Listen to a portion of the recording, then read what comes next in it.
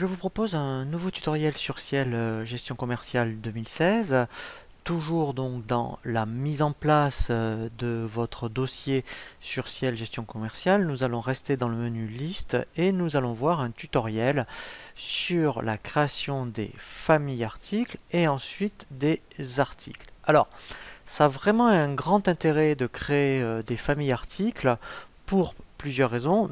Dans un premier temps, pour les statistiques de chiffre d'affaires. Donc là, eh bien, vous saurez, si vous créez des familles articles, comment est réparti votre chiffre d'affaires. Donc là, si on prend notre exemple, ici, on est donc dans une société informatique, on vend des logiciels, du matériel ou des packs. Eh bien, si on crée des familles articles dans ce sens-là, on aura des statistiques à la fin du mois sur tous les logiciels que l'on vend, qui peut être aussi bien de la comptabilité, de la paye, de la bureautique, tout le matériel. Donc là, le matériel, eh bien, ça peut concerner aussi bien des ordinateurs, des écrans, que des claviers souris, par exemple, et des packs. Alors les packs, eh bien, là, c'est intéressant, ça pourrait être aussi bien un logiciel avec un ordinateur. Donc ça, ce sont des familles articles. Donc rien que le fait de créer ces familles, eh bien, sans rentrer dans le détail des articles au niveau des statistiques, ici déjà vous saurez exactement comment est réparti votre chiffre d'affaires.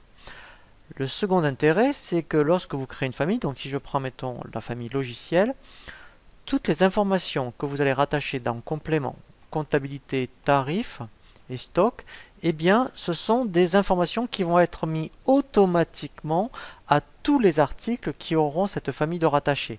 Donc, quand vous avez un grand catalogue articles, c'est très intéressant eh bien,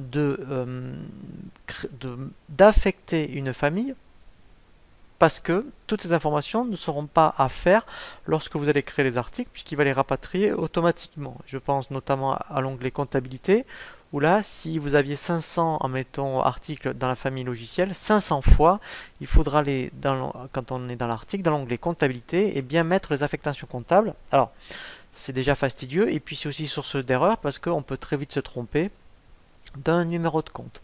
Donc, les familles articles, moi je vous invite vraiment à y réfléchir puisqu'après effectivement toutes ces informations n'est plus à faire dans les articles. Donc ça c'est déjà l'intérêt de créer des familles et ensuite après effectivement on va passer aux articles. Donc là bien pour vous donner des exemples par rapport aux informations qu'il faut renseigner dans les différents onglets, on va aller sur un article qui est déjà créé. Donc vous y mettez un code. Alors soit vous laissez Ciel créer un code pour vous, soit eh bien, vous y mettez une codification particulière. Donc là, je vous invite à consulter le tutoriel sur les paramètres du dossier qui vont vous expliquer eh bien, comment avoir la main sur le code. Donc après, eh bien, vous rattachez une famille et à partir de là, il y a donc des informations au niveau des stocks. Donc déjà, il sera déclaré stockable. Ensuite, au niveau des tarifs, il y aura bien la TVA. Et au niveau comptabilité, ici, vous voyez, ça ne sera plus à faire comme le dépôt. Il y aura le dépôt par défaut. Donc ça, c'est vraiment très très intéressant. Ensuite, après, effectivement, quand on va créer un article, donc il faudra bien penser à le déclarer stockable. Alors, quand bien sûr vous faites du négoce, si vous faites de la prestation de service, vous le décochez.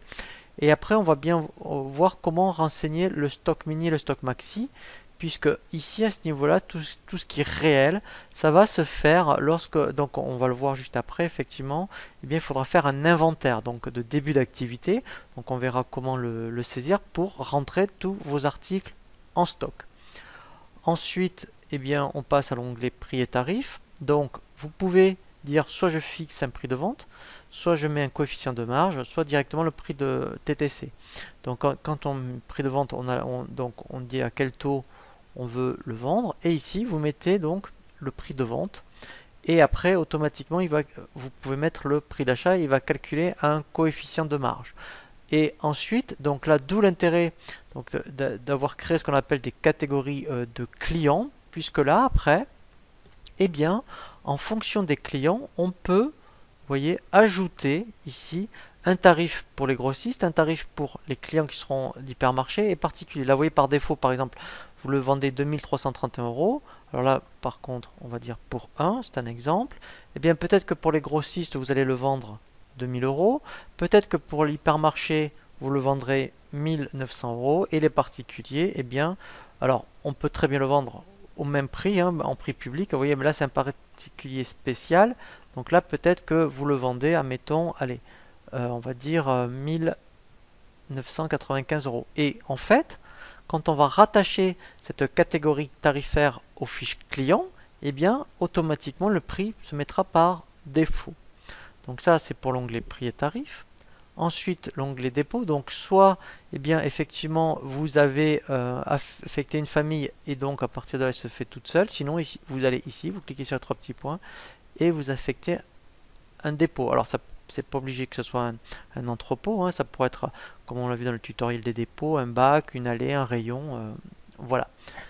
Ensuite, l'onglet désignation. Donc là, c'est très important. Par défaut, il mettra la même chose que le libellé raccourci. Mais là, je vous invite à mettre quelque chose de plus commercial, puisque ce qui va aller chercher dans les devis, c'est cette partie-là.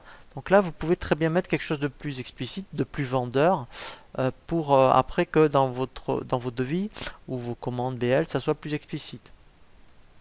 Ensuite, l'onglet complément. Donc là, c'est très complet de ce côté-là, puisque donc on peut affecter un code barre, on peut y mettre une garantie, on peut y mettre une catégorie. Donc les catégories, ça on l'a vu.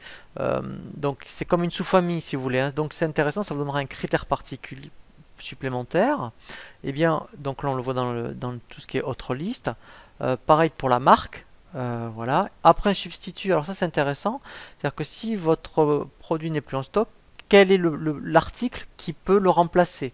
Voilà, donc ça après, comme ça, il vous fera une suggestion de dire, bon, ben, cet article n'est plus en stock, mais voici celui que je peux vous proposer. Alors, on verra l'éco-participation. Et après, au niveau conditionnement, voilà, donc là, on dit comment, donc là, comme c'est un pack, voilà, donc là, je peux dire, voilà, hop, en boîte, voilà. On peut mettre une quantité par colis aussi, donc ça, après, c'est du colisage. Ça peut être intéressant, justement, pour les stocks. Par exemple, vous rentrez un carton un carton de 6 bouteilles, et lui, en mettant, si on met là par colis 6, dès que vous rentrez un carton, il mettra 6 bouteilles. La nomenclature, donc là, on verra un tutoriel spécifique aux nomenclatures. Donc là, c'est vraiment très intéressant, notamment dans ce cas-là, un revendeur informatique qui vend un ordinateur, il assemble différents composants. Donc ça, on le verra en détail. L'onglet fournisseur, donc là je vous conseille vraiment d'affecter un fournisseur, c'est très intéressant pour les réa pro et aussi pour tout ce qui est nomenclature. Dès qu'en fait il manquera un produit en stock, il va vous proposer de le commander chez le fournisseur, mais il faut absolument qu'il voit ici le fournisseur dans la fiche article.